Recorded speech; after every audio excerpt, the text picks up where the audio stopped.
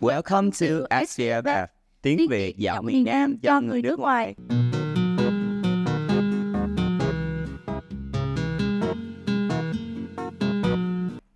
Chào mọi người, mình tên là Tâm, mình là giáo viên tiếng Việt tại SVFF.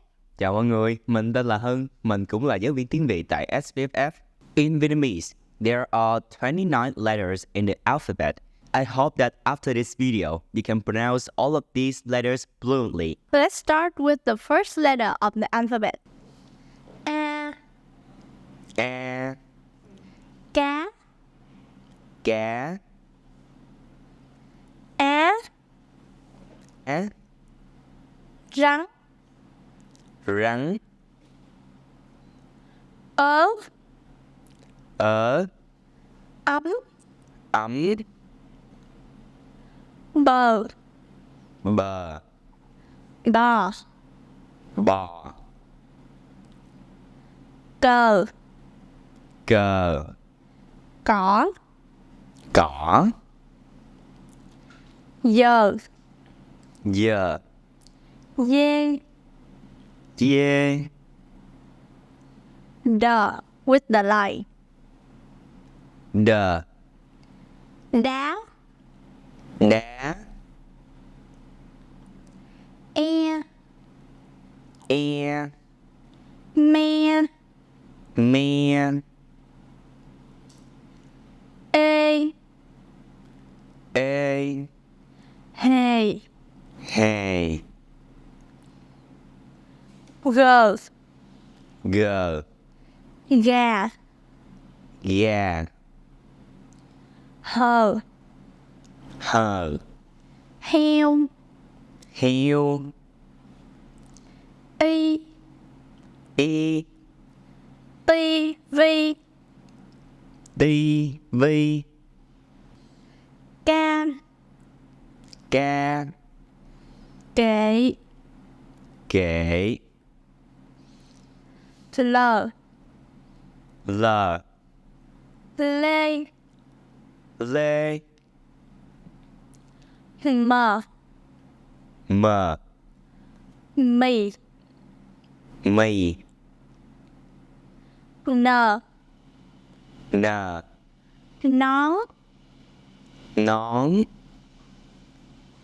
o, o, cò, cò, ô, ô, ô tô, ô tô, ơ, ơ, bơ, bơ, bờ, bờ, bin, pin,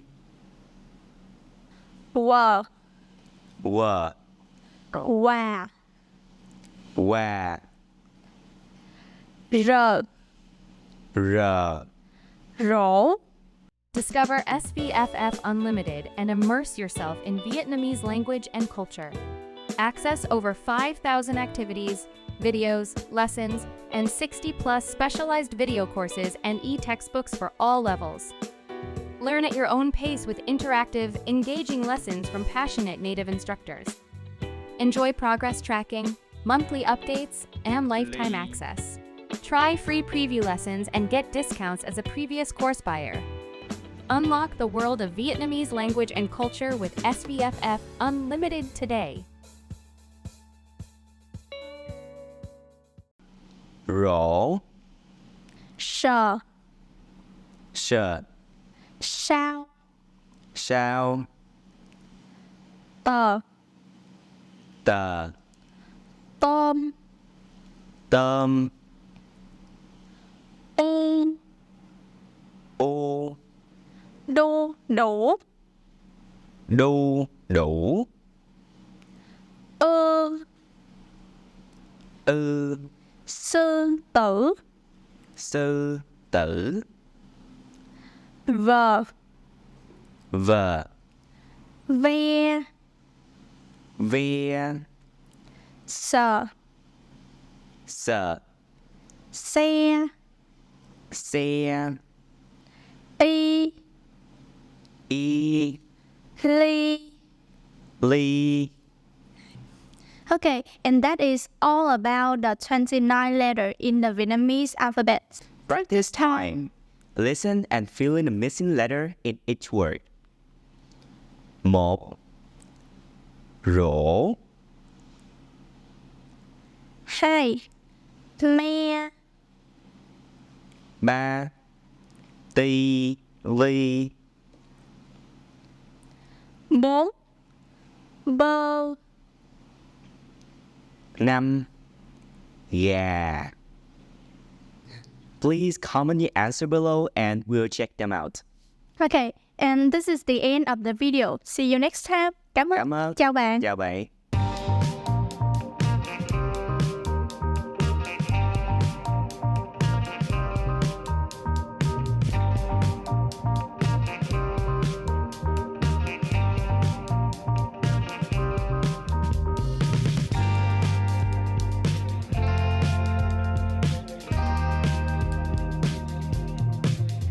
Thousands of Vietnamese learners have successfully achieved the goal learning Vietnamese with SVFF. You can do it too. Join us for a free 30 minutes trial here.